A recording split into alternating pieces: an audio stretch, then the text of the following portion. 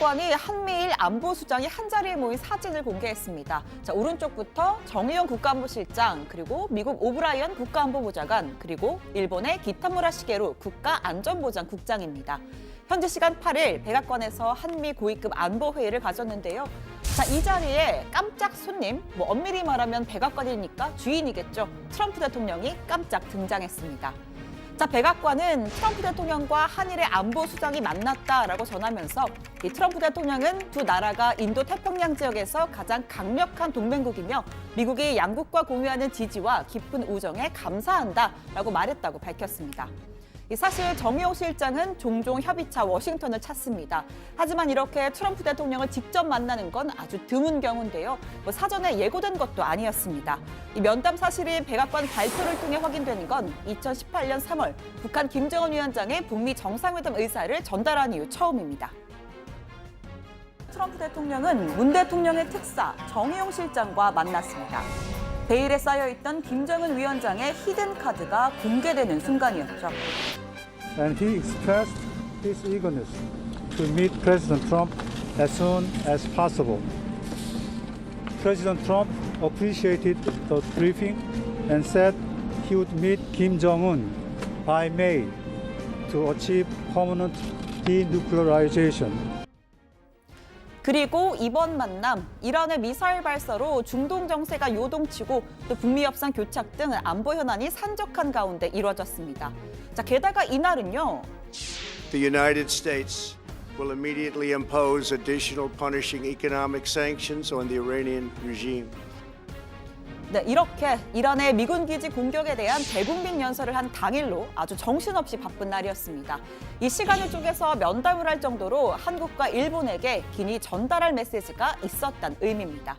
자, 우선 북한의 강경 행보 차단을 위해 한미일 간 공조가 필요하다는 걸 강조했을 수가 있고요. 또 봉합은 했지만 여전히 불안한 중동 지역에 대해 호르무즈의 안보 공동체 동참을 요구했을 수도 있습니다. 파병해달라는 거죠. 동맹국인 미국이 한국도 위험부담을 함께하고 도민의 안전을 위해서도 절대 필요하지 않느냐 하고 강력히 주장을 하면 어떻게 할 겁니까? 예, 미국의 입장과 우리의 입장이 반드시 물론 정세 분석에 있어서나 또 그 중동 지역에 있는 우리 그 나라들과의 우리 양자 관계를 고려했을 때 반드시 같을 수는 없다고 생각을 합니다.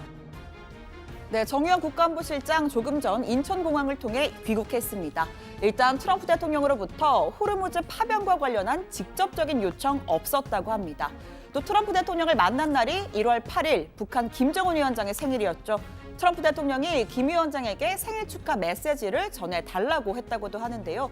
어제 북측에 전해졌다고 합니다. 자, 들어가서 관련 소식은 더 자세히 전해드리겠습니다. 중동 소식 또 하나 전하겠습니다. 지난 8일 우리 시간으로 아침 7시 20분에 이란이 솔레이마니 사령관 사살에 대한 보복으로 이라크 내 미군 기지에 미사일 10수발을 쐈습니다.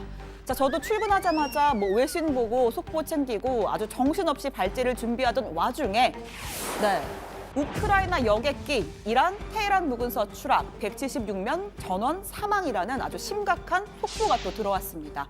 일이 커지는 건 아닌지 아니면 우연의 일치인지 도대체 무슨 일인가 싶었는데요. 일단 이란 정부는 기체 결함으로 인한 사고 가능성에 무게를 실었습니다. 자, 그런데 뉴욕타임즈가 공개한 영상을 하나 보겠습니다. 자, 보시죠. 자, 캄캄한 밤하늘에 이렇게 불빛 하나가 날아와서 엄청난 속도로 날아오다가 충돌한 후에 섬광이 번쩍이는 장면이 담겨 있습니다. 그러니까 무언가 비행기와 부딪힌 후에 작은 폭발이 일어난 겁니다. 자, 뉴욕타임즈는 우리가 확보해서 검증한 이 영상은 여객기가 이륙한 지 몇 분 만에 피격됐다는 걸 보여준다면서 비행기는 공항 쪽으로 회항해서 몇 분간 비행을 계속하다가 불길에 휩싸인 채 빠르게 추락했다고 설명했습니다. What do you think happened at that point? Well, I have my suspicions. It was I don't want to say that because other people have those suspicions also. Some people say it was mechanical. I personally don't think that's even a question, personally. So we'll see what happens. At some point, they'll release the black box.